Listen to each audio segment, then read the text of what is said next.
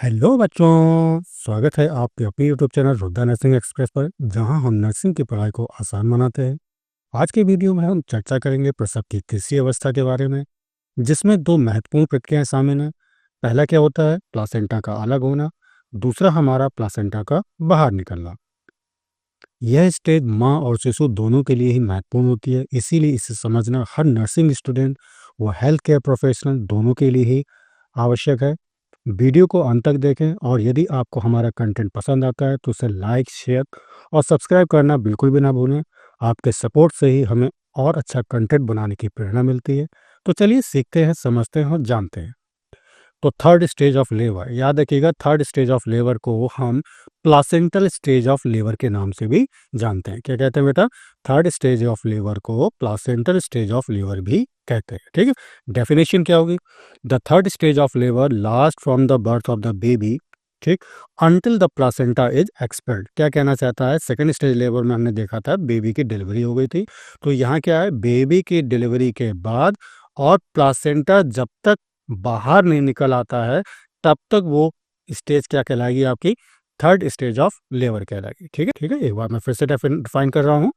देखिए, second stage में क्या था? बेबी एक्सपेल्ड आउट हो गया था, बाहर निकल आया था। तो अब यहाँ पे थर्ड में क्या होगा कि बेबी के बाहर निकलने के बाद और जब तक कि प्लासेंटा बाहर नहीं निकल आता तब तक बीच का जो ड्यूरेशन होता है बेटा, वो क्या कहलाएगा? आपका थर्ड स्टेज ऑफ लेबर कहलाएगा। ठीक, ड्यूरेशन की बात करते हैं तो ये कितना होगा? 15 मिनट का लगभग होता है, याद रखिएगा। ठीक, याद रखिएगा जो ड्यूरेशन होता है वो प्राइमरी ग्रेविटा और मल्टी ग्रेविटा दोनों ही फीमेल में सेम रहता है। ठीक, चलिए, मेन इवेंट्स क्या होते हैं इस स्टेज में? कौन कौन से दो घटनाएं घटती हैं? तो सबसे पहला मैंने बताया था आपको इंट्रोडक्शन में, प्लासेंटल सेपरेशन, यानी कि प्लासेंटा का अलग होना।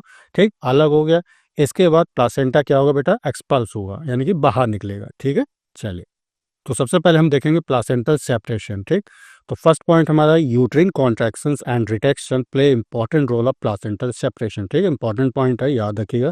प्लासेंटा को अगर आपको अलग करना है तो इसके लिए यूट्रिन कॉन्ट्रैक्शन और रिट्रैक्शन होना बहुत जरूरी है। ठीक है, रिट्रैक्शन क्या होता है? जैसे कि मैंने सेकेंड स्टेज ऑफ लेबर में आपको बताया था, जब यूट्रिन सेल्स होती हैं, टिश्यूज होती हैं, वो परमानेंट क्या हो जाए? शॉर्ट हो जाए। ठीक है, हमेशा के लिए शॉर्ट हो जाए तो ऐसी कंडीशन को हम क्या कहते हैं बेटा? रिट्रैक्शन कहते हैं। ठीक है, तो यूट्रिन के कॉन्ट्रैक्शन और रिट्रैक्शन से ही जो है प्लासेंटा का अलग होना पाया जाता है। ठीक, चलिए, नेक्स्ट पॉइंट है, placenta is separated from uterine wall by two methods. ठीक है, याद रखिएगा, जो प्लासेंटा होता है वो यूट्रिन वॉल से दो विधियों द्वारा सेपरेट होता है। ठीक, पहला क्या है हमारा?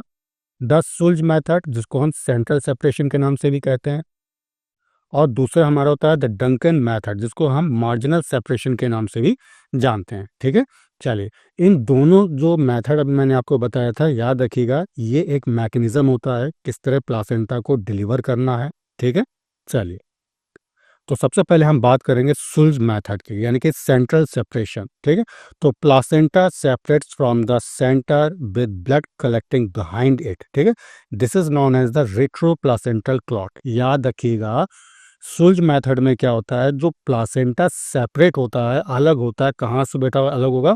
याद रखिएगा, सेंटर से अलग होता है। जैसे कि आप फिगर में भी देख रहे हैं, देखिए यहाँ पे ये प्लासेंटा जो है बिल्कुल बीचों बीच से सेंटर से अलग हो रहा है, और इसके पीछे जो है बेटा क्या है? ब्लड कलेक्ट होने लगता है, जिसको हम क्या कहते हैं? रेट्रो प्लासेंटल क्लॉट कहते हैं, यानी कि वहाँ पर ब्लड की क्लॉटिंग हो जाती है, किसके? प्लासेंटा के जस्ट पीछे हो जाती है। ठीक है, चलिए, नेक्स्ट क्या है? Less bleeding due to blood collecting behind placenta. ठीक है, याद रखिएगा, यहाँ पे चूंकि हमारा प्लासेंटा के पीछे ब्लड का कलेक्शन हो रहा है, वहाँ ब्लड क्लॉट हो रहा है, तो ऐसी कंडीशन बेटा क्या है? यहाँ आपको लेस ब्लीडिंग देखने को मिलेगी। ठीक है, याद रखिएगा, यहाँ पे जो है ब्लीडिंग कैसी होगी? लेस होगी। ठीक, चलिए, placentals come out foetal side first. याद रखिएगा, प्लासेंटा को हमने यहाँ पे दो भागों में जो है डिवाइड किया है। देखिए, याद रखिएगा, जो एंड हमारा बच्चे की साइड होगा, ठीक है, उसको हम क्या कहते हैं?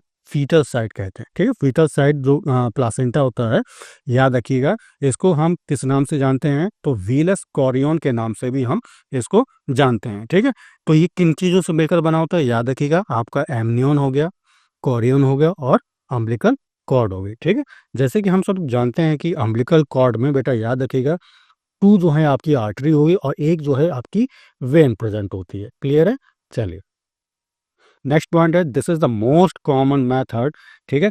80% ऑफ केसेस प्लासेंटल एक्सपल्सन। याद रखिएगा, जो शुल्ज मेथड होता है ये सबसे कॉमन मेथड होता है, यानी कि ज़्यादातर महिलाओं में 80% केस जो है आपको शुल्ज मेथड देखने को मिलेगा, यानी जो प्लासेंटा होगा वो आपका सेंट्रल से बिल्कुल अलग होना शुरू हो जाएगा, ठीक है। याद रखिएगा, placenta separate from the centre, हमेशा जो है केंद्र से ही प्लासेंटा का अलग होगा।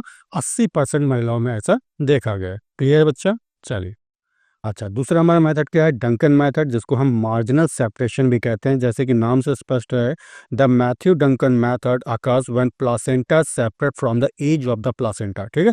याद रखिएगा, यहाँ पे क्या है, जो प्लासेंटा सेपरेट होता है बेटा, कहाँ से सेपरेट होता है, जो यूट्रीन वॉल है, यहाँ पे देखिए प्लासेंटा नहीं होगा, क्या होगा बेटा, यहाँ पे यूट्रीन वॉल होगी, ठीक है। तो यूट्रीन वॉल से ये बिल्कुल जो है सेपरेट होता है, कैसे, बिल्कुल किनारे से सेपरेट हो रहा है। देखिए आप फिगर में भी आप समझ रहे हैं, जो हमारा प्लासेंटा है वो कैसे सेपरेट हो रहा है, बिल्कुल मार्जिनल सेपरेट हो रहा है, ठीक है।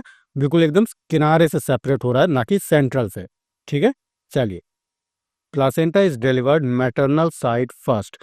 याद रखिएगा, जो हिस्सा यानी कि प्लासेंटा का वो भाग जो यूट्रिन बॉल से अटैच होता है वो बेटा क्या होता है, मैटरनल साइड होता है, ठीक है, जिसको हम डेसिडुआ भी कहते हैं। क्लियर है बच्चा? अच्छा, जो डेसिडुआ होता है बेटा वो कैसा होता है, रफ होता है, डर्टी लुकिंग का होता है। क्यों? Due to the presence of cotyledons. क्या होते हैं बेटा इसमें, कॉटिलीडन्स होती हैं, इसीलिए जो है इनकी सरफेस कैसी होती है, रफ और डर्टी होती है, ठीक। चलिए, सेकेंड पॉइंट है, more visual blood loss due to gradual detachment. याद रखिएगा, यहाँ प्लासेंटा जो है मार्जिनल यूट्रीन बॉल से बिल्कुल मार्जिनल होकर सेपरेट होता है, तो ऐसी कंडीशन में बेटा क्या होता है, यहाँ पे ब्लड लॉस काफ़ी ज़्यादा देखने को मिलता है, ठीक है। चलिए, नेक्स्ट पॉइंट है, लेस कॉमन, बहुत ही कम देखने को मिलेगा ये केस। केवल 20% ऐसी महिलाएं होती हैं जिसमें आपको डंकन मैथड द्वारा प्लासेंटा का सेपरेशन देखने को मिलेगा, ठीक है। चलिए, इसको याद कैसे करें, ट्रिक, तो याद रखिए, साइनी सुलझे सेप्स ब्लड, ठीक है। देखो, एस से क्या होगा, सुलझे, और एस माने साइनी, ठीक है। तो क्योंकि मैंने बताया था, जो फीटल पार्ट की वो जो प्लासेंटा होता है वो बेटा कैसा होता है, साइनी होता है, चमकदार होता है, ठीक। तो साइनी सुलझे सेव्स ब्लड, यहाँ पे क्या है, ब्लड सेव हो रहा था, क्योंकि जो ब्लड है वो बिहाइंड प्लासेंटा कलेक्ट हो रहा था, ठीक। अच्छा, डर्टी डंकन ड्रॉप ब्लड।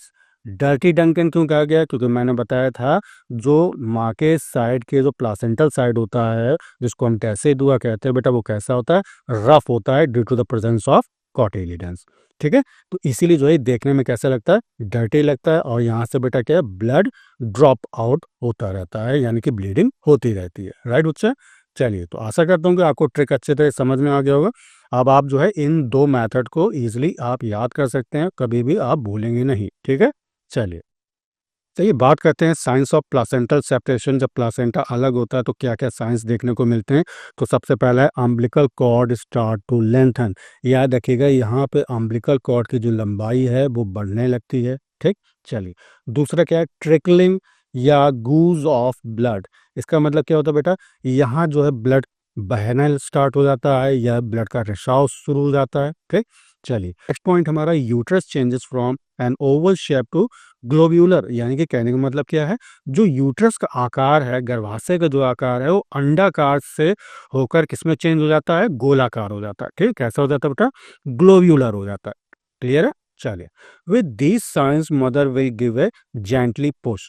अगर ये आपको साइंस देखने को मिले तो हम क्या कहेंगे, माँ को कहेंगे कि जेंटली जो है वो पुश करे। चलिए, नेक्स्ट इवेंट है हमारा, एक्सपल्सन ऑफ द प्लासेंटा, यानी कि प्लासेंटा का पृथक्करण होना, ठीक है। तो you will be given 2 options for how you wish to birth your placenta. यानी कि अब प्लासेंटा को बाहर निकालना है तो आप कैसे निकाल सकते हैं, ठीक है। तो यहाँ पे क्या है, सबसे पहला होता है फिजियोलॉजिकल मैनेजमेंट, जिसको हम एक्सपेक्टेंट मैनेजमेंट के नाम से भी जानते हैं, ठीक है। तो इसमें क्या होता है, this means waiting for the placenta to be expelled naturally.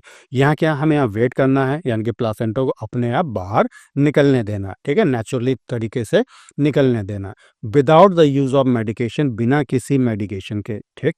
Because after the birth of her baby the mother's oxytocin levels will remain high.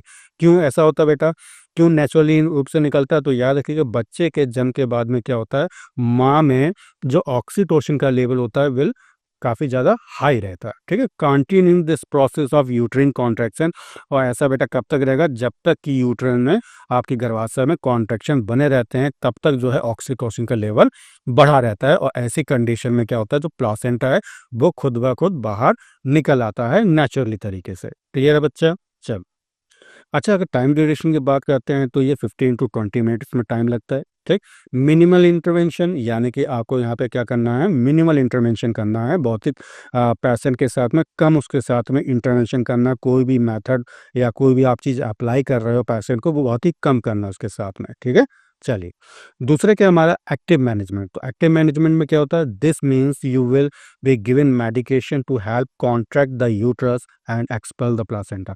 अब देखिए यहाँ पे क्या है कि मान लीजिए यूट्रस में जो है क्या नाम कॉन्ट्रैक्शन नहीं हो रहा है। अच्छा, कॉन्ट्रैक्शन नहीं होगा तो क्या होगा बेटा, जो प्लासेंटा है वो एक्सपेल नहीं हो पाएगा। तो इसके लिए आप क्या करोगे, यहाँ पे मेडिकेशन का यूज़ करोगे। क्लियर है बच्चा? चलिए, ड्यूरेशन अगर कि हम बात करते हैं तो ये 5 टू 10 मिनट रहता है। ठीक है, चलिए, पीपीएच यानी कि postpartum haemorrhage and maternal mortality जो है इस केस में आपको डिक्रीज देखने को मिलेगी। आशा करता हूँ टॉपिक आपको अच्छी तरह से समझ में आ गया होगा। टॉपिक कैसा लगा कमेंट करके ज़रूर बताएं। यदि वीडियो पसंद है तो उसे लाइक करें और अपने दोस्तों के साथ में ज़्यादा से ज़्यादा शेयर करें। यदि आपको कोई टॉपिक है जिसको आपको पूछना है तो उसे कमेंट बॉक्स में ज़रूर लिखें। उसका वीडियो बनाने में मुझे खुशी मिलेगी। तो तब तक के लिए अपना ख्याल रखें। Take care, bye bye, thank you so much.